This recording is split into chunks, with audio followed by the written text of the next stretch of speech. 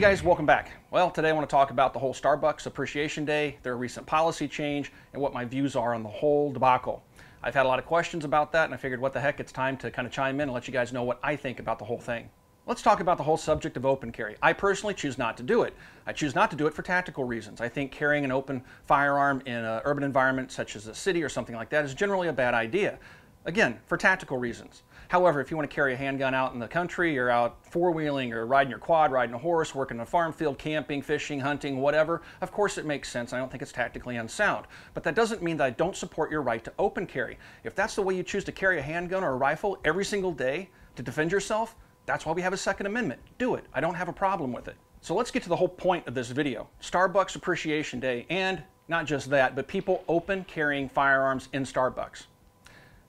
I think that people that are doing this obviously are doing it. About 99% of the people that are showing up at Starbucks recently and posing for pictures with the AR-15s over their shoulders to post on Facebook and Twitter, they're doing it for political reasons. Not even so much for political reasons. They just think, hey, look, everybody's doing it. This is fun. I'm a gun owner and I want to go out and say, hey, look at me, I got a gun.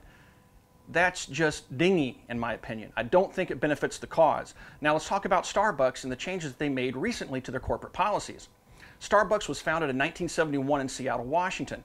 From 1971 until 2013, Starbucks had no problem with people open carrying firearms in their businesses. They didn't start to have a problem with it until a bunch of people that don't normally carry firearms openly decided to make Starbucks a political forum to show up and just inundate their stores nationwide with people armed to the teeth, openly.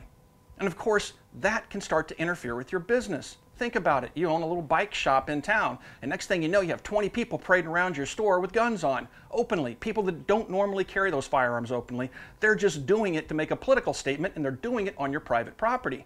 How would you feel about that, especially if you started losing money because people are walking out the door, they don't want to be part of that?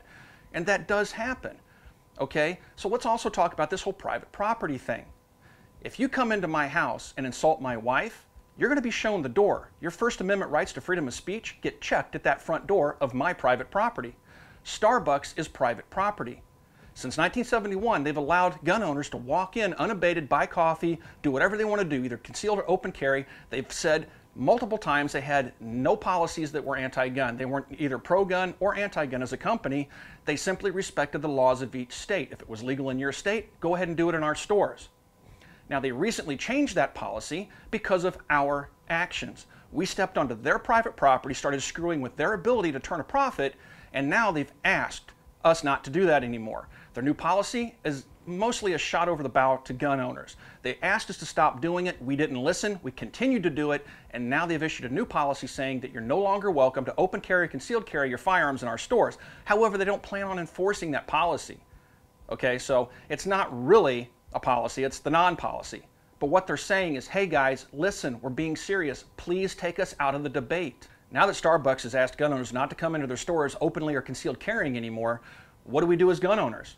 Well, we act like children, of course. We go to their Facebook page and we flood it with all these comments about, you're trampling my rights, we have a Second Amendment right, you can't tell us not to do this. Well, I've already explained that, yeah, actually they do have a right to do that because they are on private property.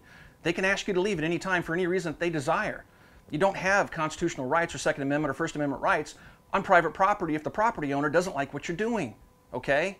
So what we need to do, because we were acting like idiots, showing up, posing for Facebook photos with our AR-15s over our shoulders en masse at 2,000 different stores, what we need to do is take a step back, realize we made a mistake, and hope that Starbucks just eventually lets this blow over, because again, their policy change isn't really a policy change.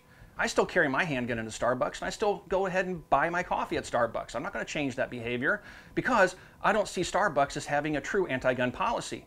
What they have is an anti-gun owner policy because gun owners were acting like children. Okay? So we need to just take a step back and let this all blow over.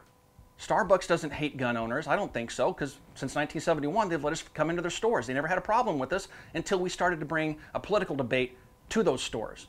We just need to take that political debate out of the store and just let them get back to business as usual. I don't think they're going to care that we go in there, okay?